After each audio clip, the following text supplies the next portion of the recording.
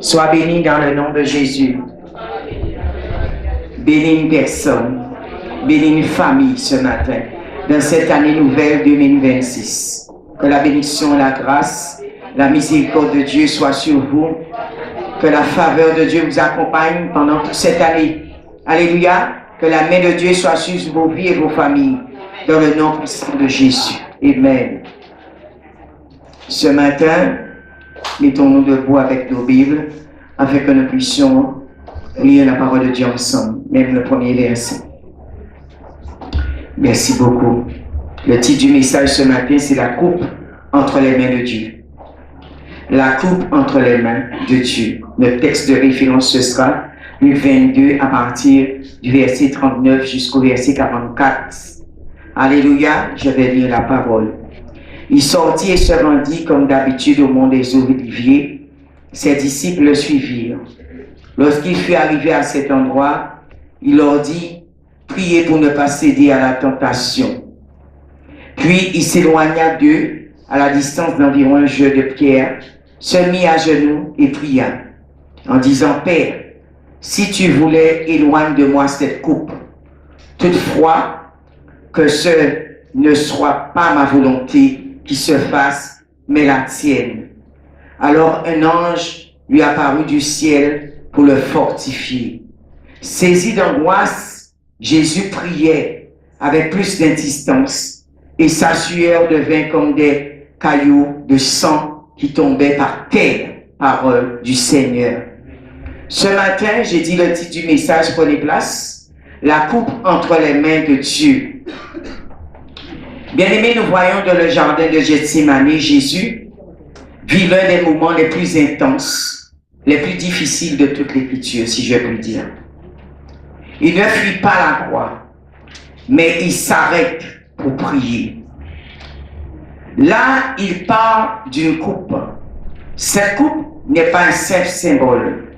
Elle représente le poids.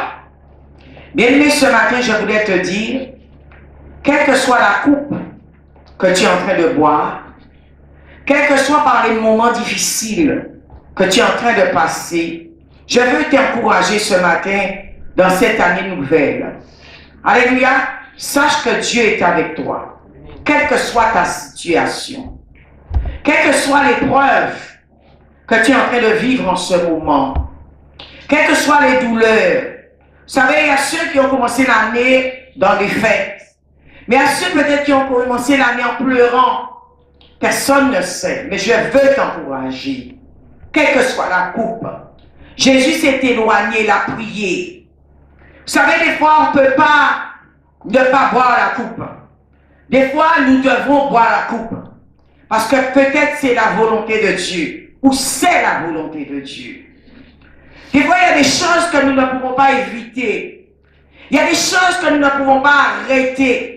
Parce que ça fait partie du plan de Dieu. Amen. Quand nous voyons la vie de Jésus, c'était le plan de Dieu pour lui.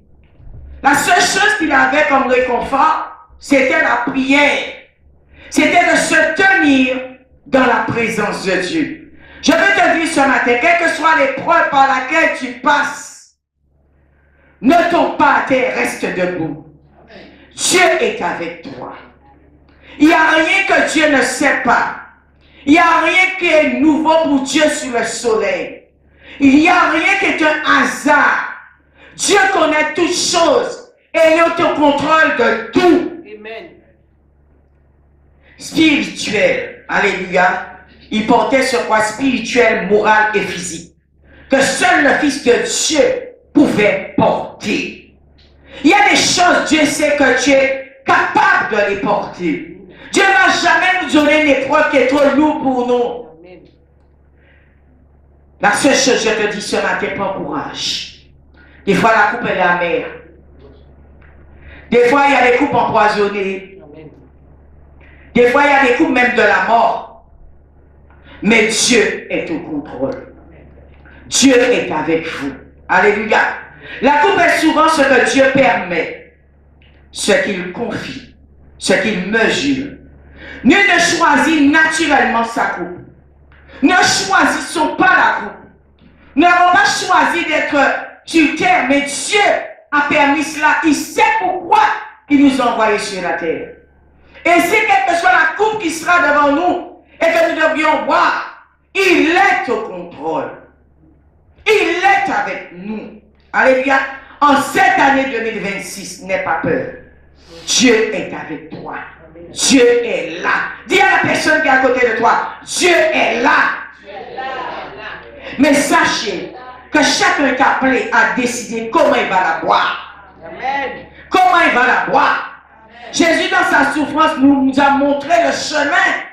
Nous a montré le chemin. La coupe était là, mais il n'a pas fait marche arrière. Il est resté, il a bu cette coupe. Et cette coupe l'a emmené après à la victoire. Il y a des coupes, quand vous la buvez, elle est amère.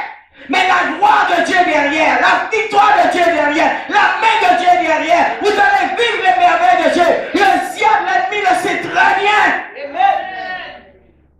Il le sait. Vous savez, chaque fois, il vient une victoire. Chaque fois que Dieu a besoin de libérer quelque chose dans la vie d'une personne, dans une nation, l'ennemi attaque. Il peut chercher même à te tuer. Mais Dieu est au contrôle. Chaque coupe vient de Dieu.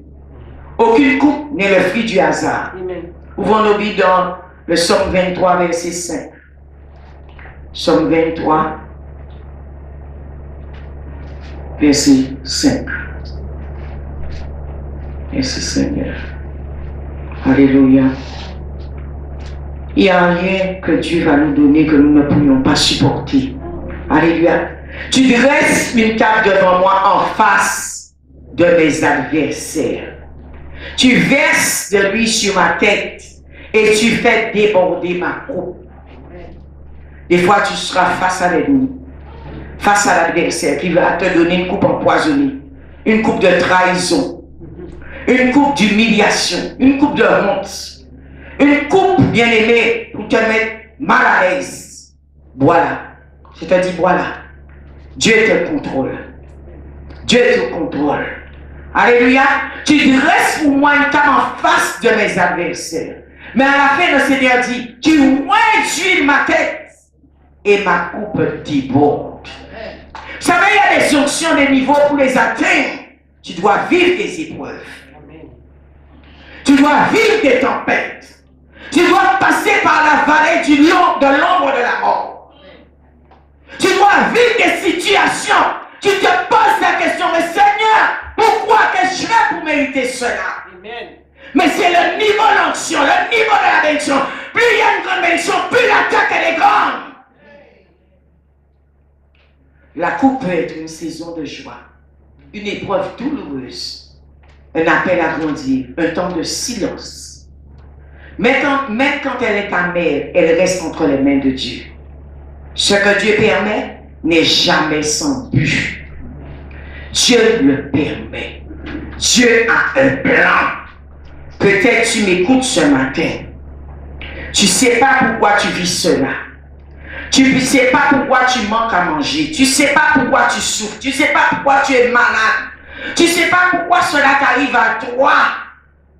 Mais Dieu a un but. Dieu a un plan. La coupe de Jésus, une coupe acceptée dans la prière. À Gethsémani, Jésus ne fuit pas. Il prie. Ne fuyez pas, priez. Jésus nous apprend trois choses. Il a permis d'exprimer sa douleur. Tu peux exprimer ta douleur. Même si on se moque de toi, c'est permis. Quand on souffre, on souffre. Il nous montre qu'on peut exprimer notre douleur. Il est juste de demander un autre chemin. Tu peux demander une autre direction. Mais laissez de se soumettre aussi à la volonté du Père.